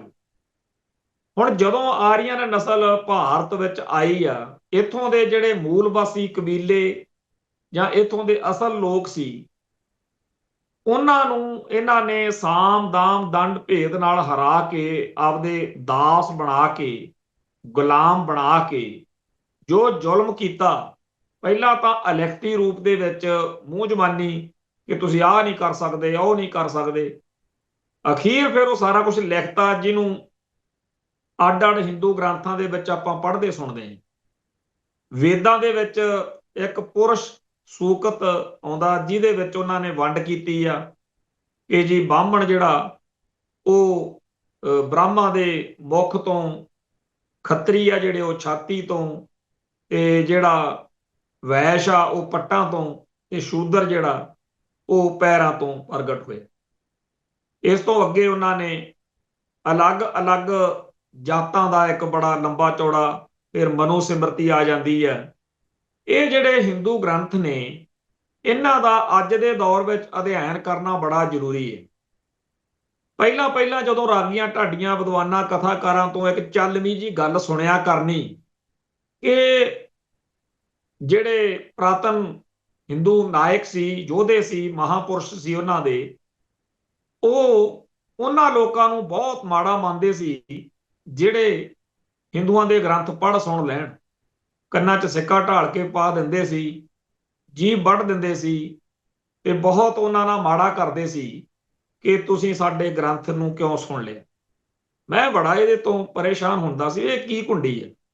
ਹੌਲੀ ਹੌਲੀ ਗੱਲ ਸਮਝ ਲੱਗੀ, ਇਹ ਇਵੇਂ ਦੀ ਗੱਲ ਆ ਜਿਵੇਂ ਮੈਂ ਕਿਸੇ ਬੰਦੇ ਦਾ ਘਰ-ਬਾਰ ਲੁੱਟ ਲਵਾਂ, ਉਹਦੇ ਪਰਿਵਾਰ ਨੂੰ ਬੇਪੱਤ ਕਰਾਂ, ਤੇ ਉਸ ਟੱਬਰ ਨੂੰ ਇੰਨਾ ਜ਼ਿਆਦਾ ਜਲੀਲ ਕਰਾਂ ਕਿ ਕੋਈ ਕਹਿਣ ਸੁਣਨ ਵਾਲੀ ਗੱਲ ਨਾ ਰਵੇ। ਪਰ ਇਹ ਸਾਰਾ ਕੁਝ ਮੈਂ ਲਿਖ ਦੇਵਾਂ, ਲਿਖ ਕੇ ਮੇਰੀਆਂ ਅਗਲੀਆਂ ਜਿਹੜੀਆਂ ਪੁਸ਼ਤਾਂ ਨੇ ਉਹਨਾਂ ਨੂੰ ਪਤਾ ਹੋਣਾ ਚਾਹੀਦਾ ਵੀ ਅਸੀਂ ਇਹ ਕਿਵੇਂ ਗੁਲਾਮ ਬਣਾਏ। ਪਰ ਇਹ ਚੀਜ਼ ਮੈਂ ਇਹ ਵੀ ਚਾਹੂੰਗਾ, ਜਾਂ ਮੇਰਾ ਲੌਂਗ ਲਾਣਾ ਇਹ ਵੀ ਚਾਹੂਗਾ ਕਿ ਜਿਨ੍ਹਾਂ ਨੂੰ ਗੁਲਾਮ ਬਣਾਇਆ, ਜਿਨ੍ਹਾਂ ਨਾਲ ਅਸੀਂ ਮਾੜਾ ਕੀਤਾ, ਕਿਤੇ ਉਹਨਾਂ ਨੂੰ ਨਾ ਪਤਾ ਲੱਗ ਜੇ ਵੀ ਤੁਸੀਂ ਕੀ ਚੀਜ਼ ਹੁੰਦੇ ਸੀ। ਸੋ ਇਸ ਗੱਲ ਦੇ ਤਹਿਤ ਮੇਰੇ ਵਾਰਸ ਕੀ ਕਰਨਗੇ, ਉਹੀ ਸਾਰਾ ਕੁਝ ਹਿੰਦੂ ਭਾਈਚਾਰੇ ਨੇ ਕੀਤਾ। ਜਿਹੜੇ ਗ੍ਰੰਥਾਂ ਦੇ ਵਿੱਚ ਉਹਨਾਂ ਨੇ ਇਹ ਸਾਰੇ ਬਿਉਰੇ ਦਰਜ ਕੀਤੇ ਕਿ ਭਾਰਤ ਵਿੱਚ ਕਿਵੇਂ ਅਸੀਂ ਆਏ, ਕਿਵੇਂ ਇੱਥੇ ਜ਼ੁਲਮ ਕੀਤਾ, ਕਿਵੇਂ ਇੱਥੇ ਵਸਦੇ ਲੋਕਾਂ ਨੂੰ ਦਾਸ ਸ਼ੂਦਰ ਗੁਲਾਮ ਬਣਾਇਆ, ਕਿਉਂ ਅਸੀਂ ਜਾਤ ਵਰਣ ਦੀਆਂ ਵੰਡੀਆਂ ਪਾਈਆਂ, ਇਹ ਜਾਤਾਂ ਕੀ ਨੇ, ਇਹ ਸਾਰਾ ਕੁਝ ਉਹ ਕਿਉਂ ਚਾਹਣਗੇ ਕਿ ਉਹਨਾਂ ਲੋਕਾਂ ਨੂੰ ਪਤਾ ਲੱਗੇ ਜਿਨ੍ਹਾਂ ਨਾਲ ਇਹ ਕੁੱਤੇਖਾਨੀ ਕੀਤੀ ਸੀ। ਜੇ ਉਹਨਾਂ ਨੂੰ ਪਤਾ ਲੱਗੇਗਾ ਤਾਂ ਉਹਨਾਂ ਦੇ ਅੰਦਰੋਂ ਆਪਦੀ ਗੁਲਾਮੀ ਦੇ ਖਿਲਾਫ ਉੱਠਣ ਦੀ, ਲਲਕਾਰਨ ਦੀ, ਆਪਦਾ ਮੁੜ ਪਹਿਲਾਂ ਵਾਲਾ ਅਸਥਾਨ ਗ੍ਰਹਿਣ ਕਰਨ ਦੀ ਇੱਛਾ ਜਾਗ ਸਕਦੀ ਹੈ। ਸੋ ਜਦੋਂ ਦਰਸ਼ੀ, ਜਿਨ੍ਹਾਂ ਨੇ ਸੰਤ ਗਿਆਨੀ ਜਰਨੈਲ ਸਿੰਘ ਜੀ ਖਾਲਸਾ ਭਿੰਡਰਾਂ ਵਾਲਿਆਂ ਦੀ ਜ਼ਿੰਦਗੀ ਦੇ ਉੱਤੇ, ਉਹਨਾਂ ਦੀ ਕਮਾਈ ਉੱਤੇ, ਘਾਲਣਾ ਦੇ ਉੱਤੇ ਕਿਤਾਬ ਲਿਖੀ ਆ ਨਾ, ਜਾਂਬਾਜ਼ ਰਾਖਾ, ਪ੍ਰੋਫੈਸਰ ਕੁਲਵੀਰ ਸਿੰਘ ਚੰਡੀਗੜ੍ਹ ਰਹਿੰਦੇ, ਅੱਜ ਕੱਲ ਫੈਡਰੇਸ਼ਨ ਦੇ ਸਾਡੇ ਆਗੂ ਰਹੇ ਨੇ, ਕਿਸੇ ਵੇਲੇ ਬੜੇ ਸਤਿਕਾਰ ਆ ਉਹਨਾਂ ਦਾ। ਉਹਨਾਂ ਨੇ ਉਹ ਪੰਜਾਬੀ ਚ ਅਲੱਥਾ ਕੀਤਾ ਕਿਤਾਬ ਦਾ। ਦਰਸ਼ੀ ਸਰਕਾਰੀ ਅਧਿਕਾਰੀ ਰਹੇ ਨੇ। ਉਹਨਾਂ ਦੀ ਕਿਤਾਬ ਸੀ ਗੈਲੈਂਟ ਡਿਫੈਂਡਰ, ਦਾ ਗੈਲੈਂਟ ਡਿਫੈਂਡਰ, ਜਾਂਬਾਜ਼ ਰਾਖਾ, ਪੰਜਾਬੀ ਚ ਬੜੀ ਮਸ਼ਹੂਰ ਪ੍ਰਸਿੱਧ ਚਰਚਿਤ ਕਿਤਾਬ। ਉਹਨਾਂ ਦੀ ਦਰਸ਼ੀ ਦੀਆਂ ਕੁਝ ਕਿਤਾਬਾਂ ਹੋਰ ਵੀ ਨੇ। ਲੁਧਿਆਣੇ ਮਲਹਾਰ ਪੈਲਸ ਸਿਨੇਮਾ ਜਿਹੜਾ, ਉੱਥੇ ਉਹਨਾਂ ਦਾ ਘਰ ਸੀ, ਤੇ ਮੈਨੂੰ ਆਦਤ ਜਾਂ ਸ਼ੌਂਕ ਹੁੰਦਾ ਸੀ ਇਹੋ ਜਿਹੇ ਬੰਦਿਆਂ ਨੂੰ ਮਿਲਣ ਦਾ। ਜਦੋਂ ਮੈਂ ਇੱਕ ਵਾਰ ਭਾਈ ਦਲਜੀਤ ਸਿੰਘ ਬਿੱਟੂ ਦਾ ਘਰ ਵੀ ਉੱਥੇ ਹੀ ਆ, ਨੇੜੇ ਤੇੜੇ ਜੇ, ਤੇ ਮੈਂ ਉਹ ਭਾਜੀ ਦੇ ਘਰੋਂ ਫ੍ਰੀ ਹੋ ਕੇ ਤੁਰਦਾ ਫਿਰਦਾ ਉਹਨਾਂ ਗਲੀਆਂ 'ਚ, ਅੱਗੇ ਉਹ ਘਰ ਮੈਨੂੰ ਦੇਖਿਆ ਵੀ ਆ ਤਾਂ ਉਹਨਾਂ ਦਾ ਘਰ ਵਾ। ਨੰਬਰ ਜਦੋਂ ਦੇਖਿਆ, ਬਿੱਲ ਵਜਾ ਕੇ ਚਲਾ ਗਿਆ। ਉਹਨਾਂ ਦੇ ਪਰਿਵਾਰ ਨੇ, ਭਾਈ ਸਾਹਿਬ ਨੇ, ਦਰਸ਼ੀ ਸਾਹਿਬ ਨੇ, ਦਰਸ਼ੀ ਨੇ ਵਾਹਵਾ ਸਤਿਕਾਰ ਕੀਤਾ। ਅਸੀਂ ਗੱਲਾਂ ਬਾਤਾਂ, ਤੇ ਉਹਨਾਂ ਨੇ ਜਦੋਂ ਦੱਸਿਆ ਕਿ ਮੈਂ ਇੱਕ ਕਿਤਾਬ ਆ ਵੀ ਲਿਖੀ ਹੈ, ਉਹਨਾਂ ਨੇ ਮੈਨੂੰ 10-12 ਪੀਸ ਉਸ ਕਿਤਾਬ ਦੇ ਦਿੱਤੇ। ਉਹ ਕਿਤਾਬ ਮੈਂ ਬੜੇ ਲੋਕਾਂ ਨੂੰ ਬਾਅਦ ਚ ਕਈਆਂ ਨੂੰ ਦਿੱਤੀ ਵੀ ਤੁਸੀਂ ਪੜ੍ਹੋ। ਦਰਸ਼ੀ ਦੀ ਇਹ ਕਿਤਾਬ ਜਾਂਬਾਜ਼ ਰਾਖਾ ਦਾ ਤਾਂ ਪਤਾ, ਪਰ ਜਿਹੜੀ ਦੂਜੀ ਕਿਤਾਬ ਸੀ ਸ਼ੂਦਰਾਸ ਲੋਸਟ ਗਲੋਰੀ, ਸ਼ੂਦਰ ਜਿਨ੍ਹਾਂ ਨੂੰ ਕਿਹਾ ਜਾਂਦਾ, ਉਹਨਾਂ ਦਾ ਖੋਇਆ ਖੁੱਸ ਚੁੱਕਿਆ ਗੌਰਵ, ਤਾਂ ਉਹ ਜਾਂ ਹੋਰ ਬਹੁਤ ਸਾਰੀਆਂ ਇਸ ਮੌਕੇ ਕਿਤਾਬਾਂ, ਹੁਣ ਤਾਂ ਹਜ਼ਾਰਾਂ ਕਿਤਾਬਾਂ ਨੇ ਇਹੋ ਜਿਹੀਆਂ, ਸਾਡੀ ਕੌਮ ਨੂੰ ਪੜ੍ਹਨਾ ਚਾਹੀਦਾ। ਉਦੋਂ ਤਾਂ ਆਪਾਂ ਨੂੰ ਨਹੀਂ ਪੜ੍ਹਨ ਦਿੰਦੇ ਸੀ, ਪਰ ਹੁਣ ਤਾਂ ਆਪਣੇ ਕੋਲ, ਆਪਾਂ PDF ਇਹਦੇ ਉੱਤੇ ਗੂਗਲ ਤੇ ਸਰਚ ਮਾਰੋ, ਹਰ ਕਿਤਾਬ ਮਿਲ ਜਾਂਦੀ। ਹਿੰਦੂ ਭਾਈਚਾਰੇ ਦੇ ਲੋਕ ਪੜ੍ਹਨ ਨਾ ਪੜ੍ਹਨ, ਪਰ ਆਪਾਂ ਨੂੰ ਇਹ ਗਿਆਨ ਹੋਣਾ ਚਾਹੀਦਾ ਕਿ ਅਸਲ ਵਿੱਚ ਇੱਥੇ ਕੀ ਵਾਪਰਿਆ। ਸੋ ਜਿਹੜੀ ਜਾਤ ਵਰਣ ਦੀ ਵੰਡ ਦਾ ਇੱਕ ਬਹੁਤ ਵੱਡਾ ਸਿਸਟਮ ਬਣਾ ਕੇ ਬ੍ਰਾਹਮਣ ਨੇ ਆਪਣੇ ਆਪ ਨੂੰ ਉੱਚਾ ਸੁੱਚਾ ਤੇ ਸਭ ਤੋਂ ਵੱਡਾ ਬਣਾ ਲਿਆ, ਤੇ ਬਾਕੀ ਸਾਰਿਆਂ ਨੂੰ ਹਰ ਗੱਲ 'ਚ ਨੀਵਾਂ, ਨੀਚ ਤੇ ਘਟੀਆ ਗਰਦਾਨ ਦਿੱਤਾ। ਉਹ ਸਿਸਟਮ ਮਨੁੱਖਤਾ ਦਾ ਸ਼ੋਸ਼ਣ ਕਰਨ ਵਾਲਾ ਜਿਹੜਾ ਹੈ, ਉਹ ਇੰਨਾ ਇਖਲਾਕਹੀਣ, ਇੰਨਾ ਬਦ ਇਖਲਾਕ, ਇੰਨਾ ਨੀਚ ਹੈ ਕਿ ਸਦੀਆਂ ਤੋਂ ਉਹਦੇ ਖਿਲਾਫ ਆਵਾਜ਼ ਉੱਠਦੀ ਰਹੀ। ਬਹੁਤ ਵੱਡੇ ਰਹਿਬਰ ਪੈਗੰਬਰ ਆਏ, ਭਗਤੀ ਲਹਿਰ ਸਮੇਤ ਬਹੁਤ ਵੱਡੀਆਂ ਇੱਥੇ ਗੱਲਾਂ ਵਾਪਰ ਚੁੱਕੀਆਂ ਨੇ, ਪਰ ਬੇਸ਼ੱਕ ਬ੍ਰਾਹਮਣ ਅਤੇ ਬ੍ਰਾਹਮਣਵਾਦ ਨੂੰ, ਇਸ ਘਾਤਕ, ਮਨੁੱਖਤਾ ਲਈ ਘਾਤਕ, ਇਨਸਾਨੀਅਤ ਲਈ ਕਲੰਕ ਸਿਸਟਮ ਨੂੰ ਲਲਕਾਰਨ ਵਾਲੀਆਂ ਵੱਡੀਆਂ ਸ਼ਖਸੀਅਤਾਂ, ਮਹਾਂਪੁਰਖ, ਪੈਗੰਬਰ, ਜਿਨ੍ਹਾਂ ਦਾ ਸਤਿਕਾਰ ਕਰਨ ਲਈ ਜੋ ਮਰਜ਼ੀ ਸ਼ਬਦ ਆਪਾਂ ਵਰਤ ਲਈਏ ਉਹ ਥੋੜਾ ਲੱਗੂਗਾ, ਉਹਨਾਂ ਨੇ ਕਸਰ ਨਹੀਂ ਛੱਡੀ। ਪਰ ਅਸਲੀ ਜਿਹੜੀ ਸੱਟ ਮਾਰ ਸਕਿਆ ਕੋਈ, ਉਹ ਸਿੱਖ ਧਰਮ ਸੀ। ਗੁਰੂ ਨਾਨਕ ਸਾਹਿਬ ਤੋਂ ਪਹਿਲਾਂ ਬ੍ਰਾਹਮਣ ਅਤੇ ਬ੍ਰਾਹਮਣਵਾਦ ਨੂੰ ਲਲਕਾਰਨ ਵਾਲੇ ਬੜੇ ਹੋਏ ਨੇ। ਜੇ ਤੁਸੀਂ ਭਗਤ ਕਬੀਰ ਜੀ ਤੇ ਭਗਤ ਰਵਿਦਾਸ ਜੀ ਜਾਂ ਹੋਰ ਰਹਿਬਰਾਂ ਦੀ, ਪੈਗੰਬਰਾਂ ਦੀ ਦੇਵੀ ਸ਼ਕਤੀ ਨਾਲ, ਜਿਨ੍ਹਾਂ ਨੇ ਇਸ ਧਰਤੀ ਉੱਤੇ ਆਪਣੇ ਆਪ ਨੂੰ ਪ੍ਰਗਟ ਕੀਤਾ, ਉਹਨਾਂ ਸਭ ਦੀ ਬਾਣੀ ਪੜ੍ਹੋ, ਤੁਸੀਂ ਹੈਰਾਨ ਰਹਿ ਜਾਓਗੇ ਕਿ ਸਿੱਧਾ ਤਾਂ ਲਿਖਿਆ ਹੋਇਆ ਕਿ ਜੇ ਤੂੰ ਬਾਹਮਣ ਬਾਹਮਣੀ ਜਾਇਆ, ਆਉਣ ਬਾਟ ਕਾਹੇ ਨਹੀਂ ਆਇਆ। ਸਿੱਧਾ ਲਲਕਾਰਿਆ ਹੋਇਆ। ਜਿਹੜੀਆਂ ਗੱਲਾਂ ਇਹਨਾਂ ਨੇ ਕੀਤੀਆਂ ਉਹ ਬਹੁਤ ਵੱਡੀਆਂ ਸੀ। ਜਿਸ ਤਰੀਕੇ ਨਾਲ ਬ੍ਰਾਹਮਣ ਨੇ ਪ੍ਰਚਾਰਿਆ ਹੋਇਆ ਸੀ ਕਿ ਮਹਾਤਮਾ ਬੁੱਧ, ਜਿਹੜਾ ਬੁੱਧੂ ਅੱਖਰ ਹੈ ਨਾ, ਬੁੱਧੂ, ਇਹ ਉਸੇ ਬੁੱਧ ਨੂੰ ਛੋਟਾ ਦਿਖਾਉਣ ਲਈ ਇਹਨਾਂ ਨੇ, ਬਾਹਮਣਾਂ ਨੇ ਘੜਿਆ। ਜਿਵੇਂ ਸੰਤ ਭਿੰਡਰਾਂ ਵਾਲਿਆਂ ਬਾਰੇ ਜਾਂ ਖਾੜਕੂਆਂ ਬਾਰੇ ਮਾੜੇ ਸ਼ਬਦ ਵਰਤਦੇ ਅੱਜ ਵੀ ਆਪਾਂ ਦੇਖਦੇ ਹਾਂ। ਤੋਂ ਉਸ ਤਰੀਕੇ ਨਾਲ ਬ੍ਰਾਹਮਣਵਾਦ ਨੇ ਕਿਹਾ ਸੀ ਕਿ ਜਿਸ ਅਸਥਾਨ ਤੇ ਮਗਹਰ ਨਾਂ ਦਾ ਸਥਾਨ, ਜਿੱਥੇ ਮਹਾਤਮਾ ਬੁੱਧ ਨਾਲੋਂ ਸੰਬੰਧਿਤ ਸਥਾਨ ਆ, ਵੀ ਜੇਕਰ ਕੋਈ ਇੱਥੇ ਜਿਹਦੀ ਜਾਨ ਨਿਕਲੇ ਨਾ, ਇੱਥੇ ਅੰਤਮ ਸਵਾਸ ਨਿਕਲਣ, ਉਹ ਤਾਂ ਫਿਰ ਖੋਤੇ ਦੀ ਗਧੇ ਦੀ ਜੂਨ ਚ ਪੈਂਦਾ। ਤਾਂ ਭਗਤ ਕਬੀਰ ਜੀ ਨੇ ਕਿਹਾ ਵੀ ਮੈਂ ਤਾਂ ਆਖਰੀ ਸਵਾਸ ਲੈਣਾ ਹੀ ਉੱਥੇ ਆ ਜਿਹੜਾ ਤੁਸੀਂ ਇਹ ਗੰਦ ਪਾਇਆ ਹੋਇਆ। ਜਿੰਨੀਆਂ ਗੱਲਾਂ ਮਹਾਤਮਾ ਬੁੱਧ, ਜਿਹਨੂੰ ਭਗਵਾਨ ਬਣਾ ਛੱਡਿਆ ਇਹਨਾਂ ਨੇ, ਤੇ ਬੋਧੀਆਂ ਦੇ ਮਾਮਲੇ 'ਚ ਕੀਤੀਆਂ, ਬਾਅਦ ਵਿੱਚ ਉਹਨਾਂ ਦਾ ਬੇਸ਼ੱਕ ਰਾਜ ਭਾਗ ਵੀ ਰਿਹਾ, ਪਰ ਜਦੋਂ ਬ੍ਰਾਹਮਣਵਾਦ ਨੇ ਦੁਬਾਰਾ ਮੁੜ ਕੇ ਹਮਲਾ ਕੀਤਾ, ਜਿਹੜੇ ਉਹਨਾਂ ਦੇ ਸਾਰੇ ਅਸਥਾਨ ਸੀ ਉਹ ਕਾਬਜ਼ ਕਰ ਲਏ। ਜਿਵੇਂ ਆਪਣੇ ਅੰਮ੍ਰਿਤਸਰ ਦਰਬਾਰ ਸਾਹਿਬ ਤੇ ਹਮਲਾ ਕੀਤਾ, ਤੇ ਇੱਥੇ ਵੈਦਿਆ ਉਹਨਾਂ ਦਾ ਜਰਨੈਲ ਸੀ, ਤੇ ਹਮਲਾ ਕਰਨ ਤੋਂ ਜਿੱਤ ਕੇ ਉਹ ਕਹਿਣ ਜੇ ਤਾਂ ਵੈਦਿਆਪੁਰੀ ਹੈ ਜਾਂ ਇੰਦਰਾਪੁਰੀ ਹੈ। ਉਵੇਂ ਉਹਨਾਂ ਨੇ ਜਿਹੜੇ ਜਿਹੜੇ ਜਰਨੈਲਾਂ ਨੇ ਬੋਧੀਆਂ ਦੇ ਅਸਥਾਨ ਕਾਬਜ਼ ਕੀਤੇ ਸੀ, ਉਸ ਫੌਜ ਦੇ ਮੁਖੀ ਸੀ ਬਾਹਮਣਾ ਨੇ, ਉਹਦਾ ਨਾਂ ਉਸ ਸਥਾਨ ਤੇ ਧਰਤਾ। ਬੋਧੀਆਂ ਦਾ ਸਥਾਨ ਖੋਹ ਲਿਆ, ਉਹਦਾ ਨਾਂ ਕੁਝ ਹੋਰ ਧਰਤਾ। ਆ ਜਿਹੜੇ ਜਗਨਨਾਥਪੁਰੀ, ਬਦਰੀਨਾਥ, ਇਹ ਸਾਰੇ ਇਹੋ ਜਿਹੇ ਬਹੁਤ ਸਾਰੇ ਸਥਾਨ ਨੇ ਜਿਨ੍ਹਾਂ ਬਾਰੇ ਇਤਿਹਾਸ ਇਹ ਦੱਸਦਾ ਹੈ ਕਿ ਇਹ ਅਸਲ ਵਿੱਚ ਬੋਧੀਆਂ ਦੇ ਸਥਾਨ ਸੀ। ਬਾਬਰੀ ਮਸਜਿਦ ਸਮੇਤ ਬਹੁਤ ਸਾਰੇ ਇਹੋ ਜਿਹੇ ਸਥਾਨ ਨੇ ਜਿਨ੍ਹਾਂ ਦੇ ਬਾਰੇ ਅੱਜ ਬੜੀ ਚਰਚਾ ਚੱਲਦੀ ਹੈ, ਕਿਉਂਕਿ ਜ਼ਮਾਨਾ ਦਿਨੋਂ ਦਿਨ ਖੁੱਲ ਰਿਹਾ, ਖੋਜਾਂ ਸਾਹਮਣੇ ਆ ਰਹੀਆਂ ਨੇ ਕਿ ਇਹ ਤਾਂ ਪਹਿਲਾਂ ਬੋਧੀਆਂ ਦੇ ਸਥਾਨ ਸੀ। ਜਦੋਂ ਬ੍ਰਾਹਮਣਵਾਦ ਦੀ ਚੜ੍ਹਤ ਹੋਈ, ਇਹਨਾਂ ਨੇ ਜਿਹੜੇ ਮੁਸਲਮਾਨ ਇਸਲਾਮ ਨੂੰ ਮੰਨਣ ਵਾਲੇ ਹਾਕਮ ਆਏ, ਉਹਨਾਂ ਨਾਲ ਯਾਰੀ ਪਾ ਲਈ, ਸੰਧੀ ਪਾ ਲਈ।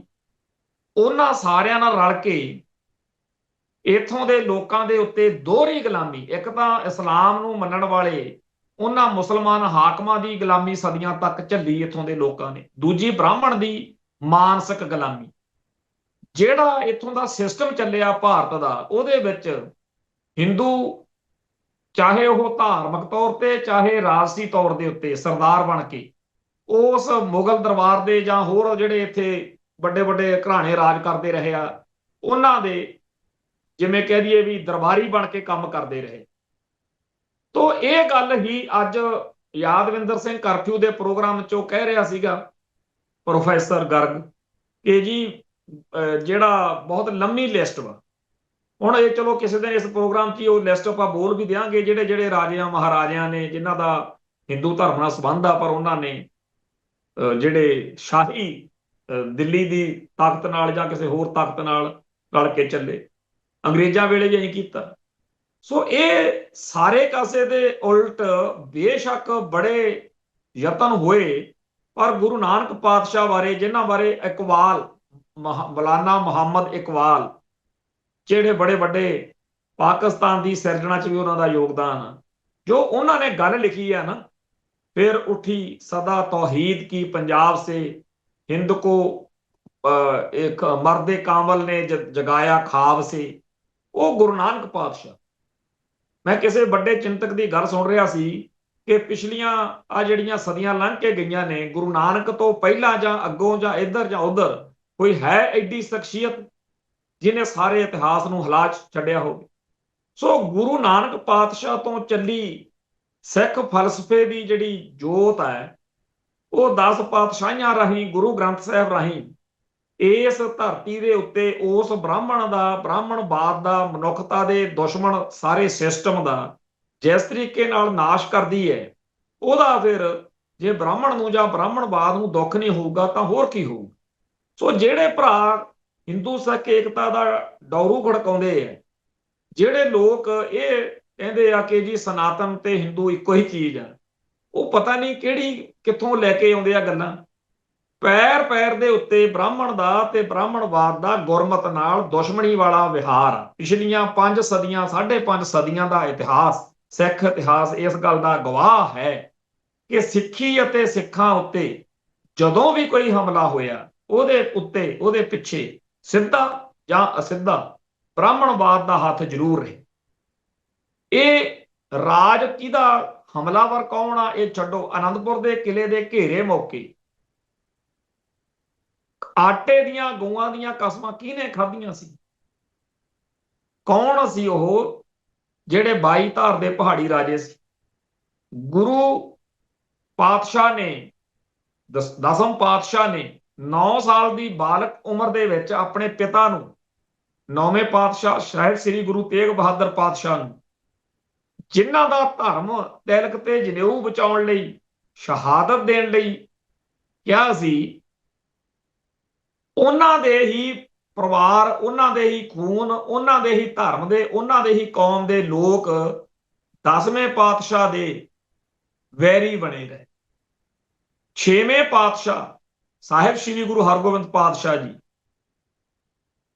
9ਵੇਂ ਪਾਤਸ਼ਾਹ ਦੇ ਪਿਤਾ ਜੀ ਨੇ ਤੇ 10ਵੇਂ ਪਾਤਸ਼ਾਹ ਦੇ ਦਾਦਾ ਜੀ ਨੇ, ਇਹਨਾਂ ਚੋਂ ਕਿਸੇ ਨੇ ਨਹੀਂ ਸੋਚਿਆ ਕਿ 9ਵੇਂ ਪਾਤਸ਼ਾਹ ਦੇ ਪਿਤਾ ਜੀ ਨੇ ਤੇ 10ਵੇਂ ਪਾਤਸ਼ਾਹ ਦੇ ਦਾਦਾ ਜੀ ਨੇ, ਗੁਰੂ ਹਰਗੋਬਿੰਦ ਪਾਤਸ਼ਾਹ ਨੇ 52 ਜਿਹੜੇ ਰਾਜੇ ਸੀ ਗਵਾਲੀਅਰ ਦੇ ਕਿਲੇ 'ਚ ਜਹਾਂਗੀਰ ਬਾਦਸ਼ਾਹ ਤੋਂ ਛੁਡਵਾਏ ਸੀ। ਫਿਰ ਛੋਟੇ ਸਾਹਿਬਜ਼ਾਦਿਆਂ ਦੀ ਤੇ ਹੋਰ ਬੇਅੰਤ ਸ਼ਹਾਦਤਾਂ ਦੀ ਜਿਹੜੀ ਦਾਸਤਾਨ ਆ ਉਹ ਕੀ ਦੱਸਦੀ ਹੈ? ਇਤਿਹਾਸ ਗਵਾਹ ਆ ਕਿ ਸ਼ੇਰ ਮੁਹੰਮਦ ਖਾਨ ਮਲੇਰਕੋਟਲੇ ਵਾਲੇ ਨੇ ਤਾਂ ਫੇਰ ਵੀ ਹਾਂ ਦਾ ਨਾਰਾ ਮਾਰਿਆ, ਪਰ ਸੁੱਚਾਨੰਦ, ਜਿਹਨੂੰ ਝੂਠਾਨੰਦ ਕਿਹਾ ਜਾਂਦਾ, ਉਹਨੇ ਜੋ ਚੰਦ ਚਾੜਿਆ ਕਿ ਸੱਪ ਦੇ ਬੱਚੇ ਸੱਪ ਹੁੰਦੇ ਨੇ। ਜੇਕਰ ਮਹਾਭਾਰਤ ਦੇ ਇਤਿਹਾਸ ਦੇ ਉੱਤੇ ਲੋਕ ਜਾਣ ਤਾਂ ਇਹ ਨੁਕਤਾ ਸਭ ਦੇ ਸਾਹਮਣੇ ਆ ਕਿ ਜੀ ਦ੍ਰੋਪਦੀ ਨੇ ਕਿਹਾ ਸੀ ਅੰਨੇ ਦਾ ਮੁੰਡਾ ਅੰਨਾ, ਤੇ ਸਾਰੀ ਮਹਾਭਾਰਤ ਇੰਨੀ ਗੱਲ ਤੇ ਹੈ। ਬੇਸ਼ੱਕ ਅਰਜਨ ਕਹਿੰਦਾ ਸੀ ਵੀ ਕ੍ਰਿਸ਼ਨ ਜੀ ਸਾਹਮਣੇ ਸਾਡੇ ਪਰਿਵਾਰ ਦੇ, ਸਾਡੇ ਰਿਸ਼ਤੇਦਾਰ ਖੜੇ ਆ, ਮੇਰਾ ਲੜਨ ਨੂੰ ਜੀ ਨਹੀਂ ਕਰਦਾ, ਪਰ ਅਰਜਨ ਦੀ ਗੱਲ ਨੂੰ ਜਿਸ ਤਰੀਕੇ ਨਾਲ ਕ੍ਰਿਸ਼ਨ ਨੇ, ਜਿਹੜੇ ਭਗਵਾਨ ਸਮਝੇ ਜਾਂਦੇ ਆ, ਮੰਨੇ ਜਾਂਦੇ ਆ, ਉਹਨਾਂ ਨੇ ਵੀਟੋ ਕੀਤਾ, ਪੰਪ ਮਾਰਿਆ ਵੀ ਚੱਕ ਦੇ ਫੱਟੇ, ਇਹ ਜਿਹੀਆਂ ਗੱਲਾਂ ਤੇ ਨਾ ਪਏ, ਹੁਣ ਬਸ ਬੜਾਗਾ ਕਰਦੇ ਇੱਕ ਵਾਰ। ਉਸ ਜੰਗ ਦੌਰਾਨ ਜਿਸ ਤਰੀਕੇ ਦੀ ਠੱਗੀ ਠੋਰੀ, ਅਸ਼ਵਦਾਮਾ ਹਤੋ ਵਾਲੀ ਗੱਲ, ਹੁਣ ਇਵੇਂ ਹੀ ਰਮਾਇਣ ਦੇ ਸਾਰੇ ਪ੍ਰਸੰਗ ਦੇ ਵਿੱਚ 2-4 ਨੁਕਤੇ ਬੜੇ ਅਹਿਮ ਨੇ। ਰਾਮਚੰਦਰ ਕੀ ਕਰਦਾ ਕੀ ਨਹੀਂ ਕਰਦਾ, ਸੀਤਾ ਦਾ ਇਤਿਹਾਸ ਕੀ ਆ, ਉਹ ਆਪੋ ਆਪਦੇ ਉਹਨਾਂ ਦੇ ਸੋਚ ਸਮਝ ਦੇ ਪ੍ਰਬੰਧ ਨੇ। ਪਰ ਮੈਂ ਬੜਾ ਹੈਰਾਨ ਆ ਕਿ ਜਿਹੜਾ ਪੰਜਾਬ ਦੀ ਧਰਤੀ ਨਾਲ ਇਹਦਾ ਪ੍ਰਸੰਗ ਜੁੜਦਾ, ਜਾਂ ਜਿਸ ਤਰੀਕੇ ਨਾਲ ਸਾਡਾ ਧਰਮ, ਸਾਡਾ ਫਲਸਫਾ, ਜਿਨ੍ਹਾਂ ਨੂੰ ਬ੍ਰਾਹਮਣਵਾਦ ਨੀਚ ਕਹਿੰਦਾ ਸੀ, ਭਾਰਤ ਦੇ ਮੂਲ ਵਾਸੀ, ਜਿਹਦੇ ਬਾਰੇ ਗੁਰਨਾਮ ਸਿੰਘ ਮੁਕਤਸਰ ਦੀ ਪੂਰੀ ਕਿਤਾਬ ਆ, ਭਾਰਤੀ ਲੋਕ ਨੀਚ ਕਿਵੇਂ ਬਣੇ, ਜਿਨ੍ਹਾਂ ਨੂੰ ਨੀਚ ਕਹਿੰਦਾ ਸੀ, ਉਹਨਾਂ ਵਿੱਚੋਂ ਹੀ ਉਹ ਰਿਸ਼ੀ, ਮਹਾਰਿਸ਼ੀ ਸ਼ੰਭੂਕ ਸੀ, ਜਿਹਨੂੰ ਰੱਬ ਦਾ ਨਾਮ ਜਪਣ ਕਰਕੇ ਕਤਲ ਕਰ ਦਿੱਤਾ। ਅਖੇ ਜੀ ਬਾਹਮਣ ਦਾ ਮੁੰਡਾ ਮਰ ਗਿਆ, ਰਾਜਨ ਤੇਰੇ ਰਾਜ ਵਿੱਚ ਜੇ ਇਹੋ ਜਿਹੇ ਲੋਕ ਰੱਬ ਦਾ ਨਾਮ ਲੈਣਗੇ। ਇੱਧਰ ਸਾਡੇ ਜਦੋਂ ਗੁਰੂ ਨਾਨਕ ਪਾਤਸ਼ਾਹ ਕੋਲ ਇਹੋ ਜਿਹੀ ਗੱਲ ਗਈ ਤਾਂ ਉਹਨਾਂ ਨੇ ਉਲਟਾ ਕਿਹਾ ਕਿ ਨਾਨਕ ਤਿਨ ਕੇ ਸੰਗ ਸਾਥ ਬੜਿਆ ਸੌਕਾ ਰੀਸ, ਮੈਂ ਕੀ ਲੈਣਾ ਜੀ ਇਹੋ ਜਿਹੇ ਵੱਡਿਆਂ ਤੋਂ, ਮੈਂ ਤਾਂ ਇਹਨਾਂ ਨਾਲ। ਇਸੇ ਗੱਲ ਚੋਂ 10ਵੇਂ ਪਾਤਸ਼ਾਹ ਦਾ ਆਉਂਦਾ ਕਿ ਇਨ ਗਰੀਬ ਸਿੱਖਣ ਕੋ ਦਿਉ ਪਾਤਸ਼ਾਹੀ, ਯਾਦ ਕਰੇ ਹਮਰੀ ਕਰਿਆਈ। ਸੋ ਜਿਹੜਾ ਗੁਰੂ ਸਾਹਿਬਾਨ ਨੇ ਸਾਨੂੰ ਪਾਠ ਪੜਾਇਆ, ਦੱਬੇ ਕੁਚਲੇ, ਨਿਮਾਣੇ ਨਤਾਣੇ ਨਿਆਸਰੇ, ਉਹਨਾਂ ਦੀ ਧਿਰ ਬਣਨ ਦਾ, ਉਹਨੇ ਜਿੱਥੇ ਸਾਡੇ ਇਤਿਹਾਸ ਨੂੰ ਮਾਣ ਬਖਸ਼ਿਆ, ਉੱਥੇ ਮਨੁੱਖਤਾ ਨੂੰ ਵੀ ਮਾਲੋ ਮਾਲ ਕਰਤਾ।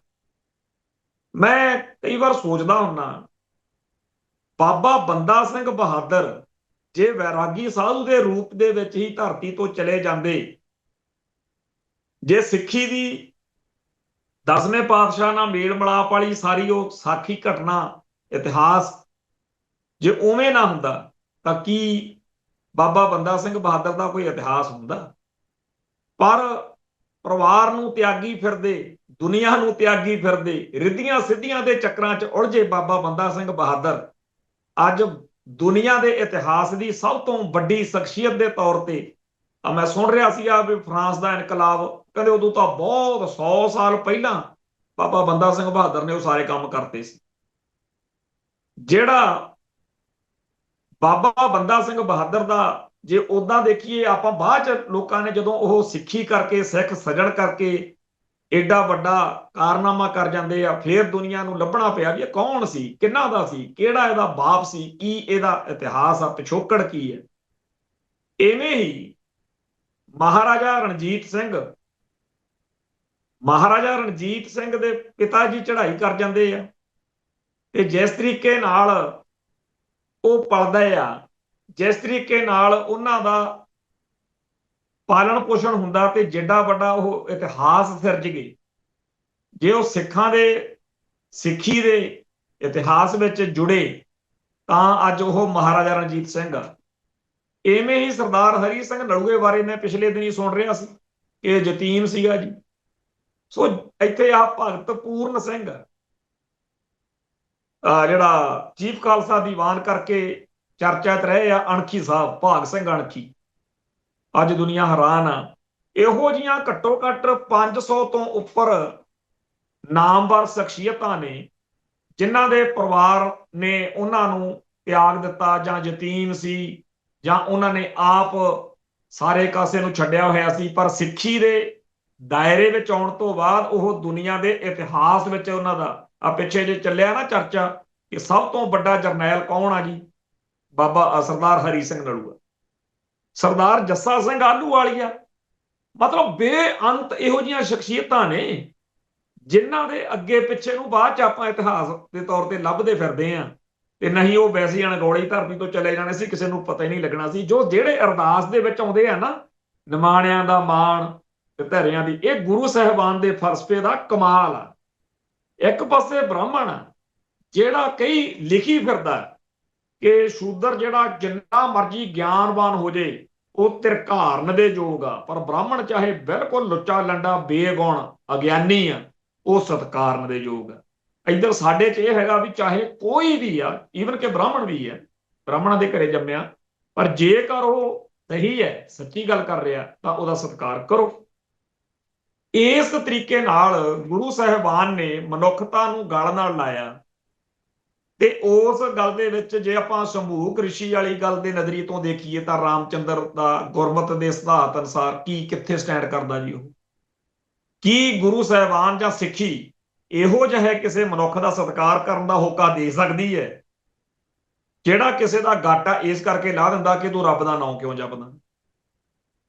ਦੂਜੇ ਪਾਸੇ ਉਸੇ ਰਾਮਚੰਦਰ ਦੇ ਪੁੱਤਰਾਂ ਦਾ ਇਤਿਹਾਸ ਦੱਸਿਆ ਜਾਂਦਾ ਕਿ ਉਹ ਅੰਮ੍ਰਿਤਸਰ ਦੇ ਕੋਲ ਜੀ ਰਾਮ ਤੀਰਥ, ਜਿੱਥੇ ਅੱਜ ਉੱਥੇ ਜੀ ਮਹਾਰਿਸ਼ੀ ਵਾਲਮੀਕ ਦੇ ਕੋਲ ਉਹਨਾਂ ਦਾ ਜਨਮ ਹੁੰਦਾ, ਤੇ ਉੱਥੇ ਲਵ ਤੇ ਕੁਝ ਵੱਡੇ ਹੁੰਦੇ ਆ, ਤੇ ਰਾਮਚੰਦਰ ਇੱਕ ਘੋੜਾ ਛੱਡ ਦਿੰਦਾ, ਅਸ਼ਵ ਵੇਦ ਜੱਗ ਦਾ ਘੋੜਾ, ਕਿ ਜਿੱਧਰ ਜਿੱਧਰ ਇਹ ਘੋੜਾ ਉੱਥੇ ਮੇਰੀ ਈਨ ਮੰਨ ਲਈ ਲੋਕਾਂ ਨੇ। ਤੇ ਮੂਹਰਿਓਂ ਪੰਜਾਬ ਦੀ ਧਰਤੀ ਤੇ ਰਹਿਣ ਕਰਕੇ ਮੈਂ ਕਹਿੰਦਾ ਹੁੰਦਾ ਨਾ, ਜਿਹੜਾ ਯੂਪੀ ਬਿਹਾਰ ਦਾ ਸਭ ਤੋਂ ਗਰਕਿਆ ਹੋਇਆ ਬੰਦਾ ਉੱਥੇ, ਉਹ ਜਦੋਂ ਪੰਜਾਬ ਆ ਜਾਂਦਾ ਤਾਂ ਬਾਬੇ ਨਾਨਕ ਦੀ ਬਾਣੀ ਤੇ ਪੰਜਾਬ ਦਾ ਪਾਣੀ ਉਹਦਾ ਜੀਵਨ ਬਦਲ ਦਿੰਦੇ ਆ। ਪੰਜਾਬ ਦੇ ਪਾਣੀ ਦੀ ਤਾਸੀਰ ਹੀ ਅਣਖ ਗੈਰਤ ਵਾਲੀ। ਤੇ ਇੱਥੇ ਲਵ ਤੇ ਕੁਸ਼ ਉਹ ਭੋਰਾ ਭਰ ਨਿਆਣਿਆਂ ਨੇ ਉਹ ਘੋੜਾ ਜਿਹਾ ਫੜ ਲਿਆ, ਉਹਦਾ ਜੰਗ ਹੋਈ। ਲਛਮਣ ਜਿਹੜਾ ਰਾਮਚੰਦਰ ਦੀ ਸੈਨਾ ਵਜੋਂ ਲੜਨ ਆਇਆ ਸੀ, ਲਛਮਣ ਸਮੇਤ ਸਾਰੀ ਫੌਜ ਦਾ ਜੋ ਬੁਰਾ ਹਾਲ ਕੀਤਾ, ਉਹਦਾ ਇਹ ਆਪ ਹੀ ਇਤਿਹਾਸ ਦੱਸਦੇ ਆ। ਮੇਰਾ ਇਹ ਮਨ ਕਹਿੰਦਾ ਜੇ ਲਵ ਕੁਸ਼ ਪੰਜਾਬ ਆਏ, ਇੱਥੇ ਪੰਜਾਬ 'ਚ ਉਹਨਾਂ ਦੀ ਇੱਥੋਂ ਦੇ ਪਾਣੀ ਨੂੰ, ਇੱਥੋਂ ਦੀ ਆਬੋ ਹਵਾ ਨੇ ਉਹਨਾਂ ਨੂੰ ਇਹੋ ਜਿਹਾ ਬਣਾਇਆ। ਨਹੀਂ ਤਾਂ ਜੋ ਜੀਵਨ ਰਾਮਚੰਦਰ ਤੇ ਲਛਮਣ ਦਾ ਅਸੀਂ ਦੇਖਦੇ ਹਾਂ, ਕਿਵੇਂ ਜਦੋਂ ਸੀਤਾ ਮਾਤਾ ਨੂੰ ਰਾਵਣ ਲੈ ਜਾਂਦਾ, ਜੋ ਵਿਰਲਾਪ, ਜੋ ਕਰਲਾਟ ਵੀ ਕਿੱਧਰ ਗਈ, ਕਿੱਥੇ ਗਿਆ, ਉਹ ਸਾਰਾ ਕੁਝ ਕਮਾਲ ਦੀ ਬਾਤ ਹੈ ਜੀ। ਇਹ ਗੱਲਾਂ ਇਸ ਕਰਕੇ ਕਰਨੀਆਂ ਜ਼ਰੂਰੀ ਨੇ ਕਿ ਬੀਤੇ ਦੌਰ ਦੇ ਵਿੱਚ ਇਹ ਸਾਰਾ ਕੁਝ ਮੜ ਕੇ ਵੀ ਬੜਾ ਪਵਿੱਤਰ ਆ ਜੀ, ਬੜਾ ਇਹਨਾਂ ਨੂੰ ਮੰਨੋ ਜੀ, ਵੇਦਾਂ ਨੂੰ, ਇਹ ਸਾਰੇ ਕਾਸੇ ਨੂੰ, ਇਹ ਸਾਰੇ ਕਾਸੇ ਦਾ ਗੁਰਮਤ ਦੀ ਰੋਸ਼ਨੀ ਵਿੱਚ ਸਾਨੂੰ ਅਧਿਐਨ ਕਰਨਾ ਪਊਗਾ, ਤਾਂ ਕਿ ਤੁਹਾਨੂੰ ਸਮਝ ਲੱਗੇ ਕਿ ਤੁਹਾਨੂੰ ਕਿਵੇਂ ਤੁਹਾਡਾ ਦੁਸ਼ਮਣ ਆਪਦੇ ਫਲਸਫੇ ਨੂੰ ਮਹਾਨ ਦਰਸਾ ਕੇ ਤੁਹਾਡੇ ਸ਼ਾਨਦਾਰ ਫਲਸਫੇ ਨੂੰ ਖਾ ਜਾਣਾ ਚਾਹੁੰਦਾ, ਹੜੱਪ ਜਾਣਾ ਚਾਹੁੰਦਾ। ਉਹਦੇ ਕਾਰਨ ਕੀ ਨੇ? ਤੁਹਾਨੂੰ ਕਾਰਨ ਤਾਂ ਹੀ ਸਮਝ ਲੱਗਣਗੇ। ਤੁਹਾਨੂੰ ਮਿੱਠੇ ਪਿਆਰੇ ਹੋ ਕੇ ਹੁਣ ਬੜੀ ਮੌਜ ਨਾਲ ਕਹਿਣ ਲੱਗੇ ਹੋਏ ਨੇ ਜੀ ਜਿਹਨਾਂ ਤੋਂ ਸਿੱਖ ਦੁਖੀ ਨੇ, ਉਹ ਤਾਂ ਕਹਿੰਦਾ ਹਿੰਦੂਆਂ ਦੇ ਨੁਮਾਇੰਦੇ ਹੀ ਨਹੀਂ ਹੈਗੇ, ਉਹ ਤਾਂ ਹਿੰਦੂਆਂ ਦੇ ਨੁਮਾਇੰਦੇ ਹੀ ਨਹੀਂ ਹੈਗੇ। ਸੋ ਹਿੰਦੂ ਰਾਸ਼ਟਰ ਦੀ ਗੱਲ ਜਦੋਂ ਬਾਗੇਸ਼ਵਰ ਬਾਬਾ ਕਰਦਾ ਹੈ ਤਾਂ ਸਾਡੀ ਕੌਮ ਦੇ ਬਹੁਤ ਸਾਰੇ ਬੰਦੇ ਅੱਜ ਪੱਗਾਂ ਦਾੜੇ ਬੰਨ ਕੇ ਉਹਦੇ ਨਾਲ ਤੁਰੇ ਫਿਰਦੇ ਆ। ਦੂਜੇ ਪਾਸੇ ਆਪਾਂ ਨੂੰ ਇਹ ਵੀ ਪਤਾ ਵੀ ਦਰਬਾਰ ਸਾਹਿਬ ਦੀ ਪਰਿਕਰਮਾ 'ਚ ਕੋਈ ਵੀ ਇਹੋ ਜਿਹਾ ਸਾਧ ਬਾਬਾ ਜਾਂ ਕੋਈ ਹੋਰ ਆ ਜੇ, ਸਾਡੇ ਬੰਦੇ ਉਹਨੂੰ ਭੱਜ ਭੱਜ ਕੇ ਮਿਲਦੇ ਆ। ਇਹ ਦਰਬਾਰ ਸਾਹਿਬ ਦੀ ਪਰਿਕਰਮਾ ਦੇ ਅੰਦਰ ਕਿਸੇ ਨੂੰ ਵੀ ਇੰਨਾ ਜ਼ਿਆਦਾ, ਕੋਈ ਸਿਆਸੀ, ਕੋਈ ਕਲਾਕਾਰ ਹੋਵੇ, ਕੋਈ ਕਿਸੇ ਵੀ ਤਰ੍ਹਾਂ ਖੇਤਰ 'ਚ ਮੱਲ ਮਾਰੀ ਹੋਵੇ, ਇੱਥੇ ਗੁਰੂ ਸਾਹਿਬ ਨੂੰ ਦਰਸ਼ਨ ਕਰਨ ਆਇਆ, ਉਹਨੂੰ ਖੁਦ ਨੂੰ ਉਹ ਫਖਰ ਕਰੋ ਕਿ ਦੇਖੋ ਗੁਰੂ ਦਾ ਦਰਬਾਰ ਕਿੱਡਾ ਵੱਡਾ, ਜਿੱਥੇ ਇਹਨੂੰ ਵੀ ਆਉਣਾ ਪਿਆ। ਪਰ ਐਵੇਂ ਉਹਦੇ ਆਲੇ ਦੁਆਲੇ ਲੱਲੋ ਪੱਪੋ ਜੀ ਕਰਦੇ ਫਿਰਨਾ, ਐਵੇਂ ਉਹਨੂੰ ਜੀ ਬੜਾ ਮਹਾਨ ਜਿਹਾ ਦਰਸਾਈ ਜਾਣਾ, ਇਹ ਕੋਈ ਬੰਦਿਆਂ ਵਾਲੀ ਗੱਲ ਨਹੀਂ।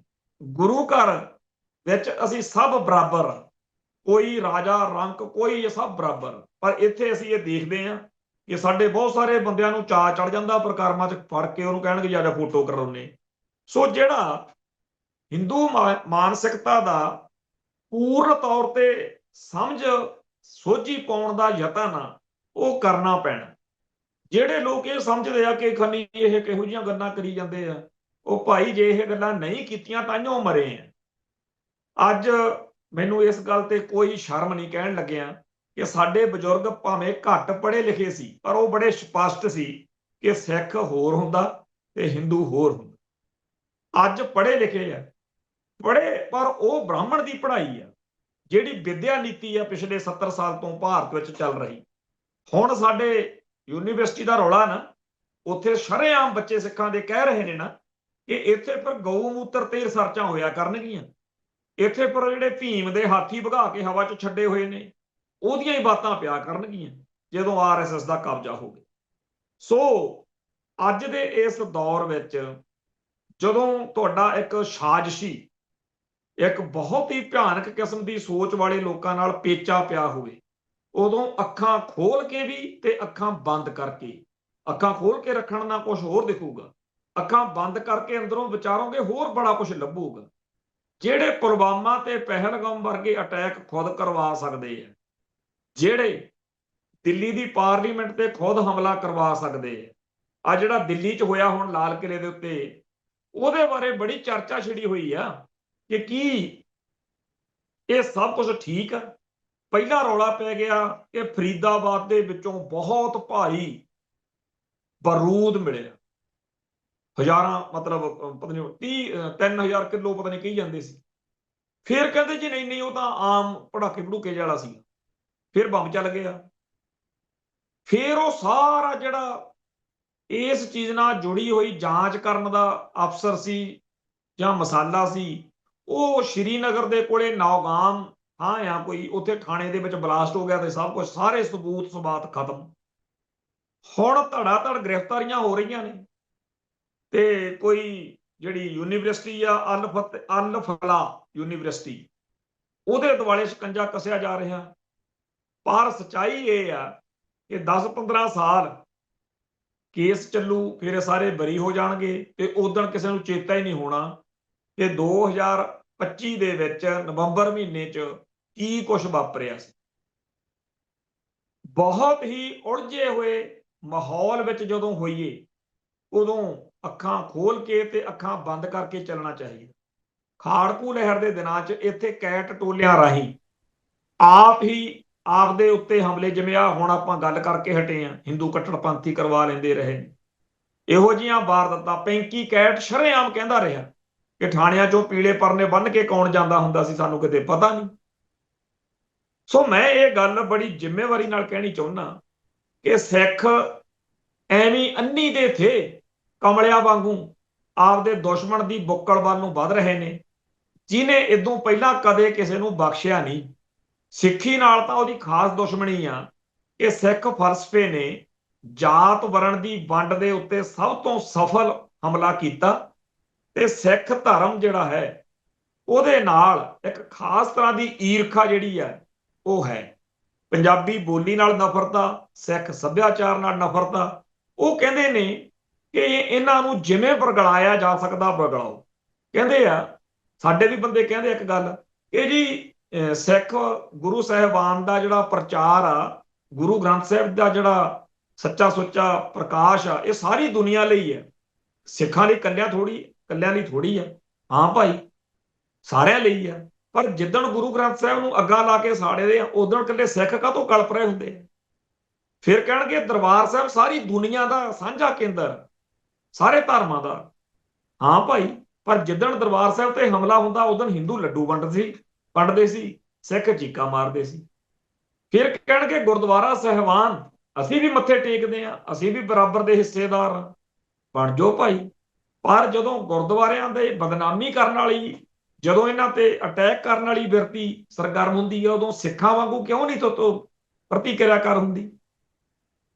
ਸੱਚੀ ਗੱਲ ਇਹ ਆ ਕਿ ਸਿੱਖਾਂ ਨੂੰ ਇਹ ਕਹਿ ਕੇ ਕਿ ਤੁਸੀਂ ਇਕੱਲੇ ਵਾਰਸ ਨਹੀਂ, ਸਿੱਖਾਂ ਦਾ ਦਾਅਵਾ ਖਾਰਜ ਕੀਤਾ ਜਾ ਰਿਹਾ, ਸਿੱਖੀ ਖੋਹਣ ਦਾ, ਸਿੱਖੀ ਉੱਤੇ ਸਿੱਖਾਂ ਦਾ ਦਾਅਵਾ ਕਮਜ਼ੋਰ ਕਰਨ ਦਾ ਜਿਹੜਾ ਪ੍ਰੋਜੈਕਟ ਚੱਲ ਰਿਹਾ, ਉਹਦੇ 'ਚ ਇਹ ਅਗਲੀ ਗੱਲ ਕਿ ਸਾਡੇ ਅਨੁਸਾਰ ਸਿੱਖੀ ਦੀ ਵਿਆਖਿਆ ਹੋਏਗੀ ਤੇ ਉਹਦੇ 'ਚ ਆਹੀ ਕੁਝ ਹੋਊਗਾ ਕਿ ਗੁਰੂ ਸਾਹਿਬਾਨ ਰਾਮਚੰਦਰ ਵਰਗੇ ਸੀ, ਗੁਰੂ ਸਾਹਿਬਾਨ ਕ੍ਰਿਸ਼ਨ ਵਰਗੇ ਸੀ, ਫਲਾਨਾ ਦੇਵਤਾ, ਫਲਾਨਾ ਇਹ ਤੇ ਫਲਾਨਾ ਉਹ। ਸਿੱਖੀ ਦਾ ਬਾਹਮਣੀਕਰਨ, ਸਿੱਖੀ ਦਾ ਹਿੰਦੀਕਰਨ, ਸਿੱਖੀ ਦਾ ਹਿੰਦੂਕਰਨ ਕਰਨ ਦਾ ਜਿਹੜਾ ਚੱਲ ਰਿਹਾ ਚੱਕਰ ਆ, ਇਹਦੇ ਬਾਰੇ ਲਗਾਤਾਰ ਅਸੀਂ ਹੈਂਡਰਿੰਗ ਕਰਾਂਗੇ, ਲਗਾਤਾਰ ਦੁਨੀਆ ਨੂੰ ਦੱਸਾਂਗੇ। ਸੱਚ ਬੋਲਣ ਦੀ ਕੀਮਤ ਦੇਣੀ ਪੈਂਦੀ ਹੁੰਦੀ ਆ, ਉਹ ਝੱਲਣ ਨੂੰ ਪੂਰੀ ਤਰ੍ਹਾਂ ਤਿਆਰ ਆ। ਸਾਨੂੰ ਪਤਾ ਖਾਲਸੇ ਨੇ ਤਾਂ ਬਚਣਾ ਜੇ ਖਾਲਿਸਤਾਨ ਹੋਊਗਾ, ਫਿਰ ਸਾਰੀ ਦੁਨੀਆ 'ਚ ਖਾਲਿਸਤਾਨ ਦੇ ਤੇ ਖਾਲਸੇ ਦੇ ਝੰਡੇ ਝੂਲਣਗੇ। ਉਹ ਦਿਨ ਦੀ ਉਡੀਕ ਵਿੱਚ ਆ ਜਦੋਂ UNO ਦੇ ਵਿੱਚ ਖਾਲਿਸਤਾਨ ਦਾ ਝੰਡਾ ਇੰਡੀਆ ਤੇ ਪਾਕਿਸਤਾਨ ਦੇ ਬਰਾਬਰ ਜੇ ਲਾਵਾਂਗੇ। ਇੱਥੇ ਸਮਾਪਤੀ ਕਰਦੇ ਹਾਂ ਜੀ। ਵਾਹਿਗੁਰੂ ਜੀ ਕਾ ਖਾਲਸਾ, ਵਾਹਿਗੁਰੂ ਜੀ ਕੀ ਫਤਿਹ।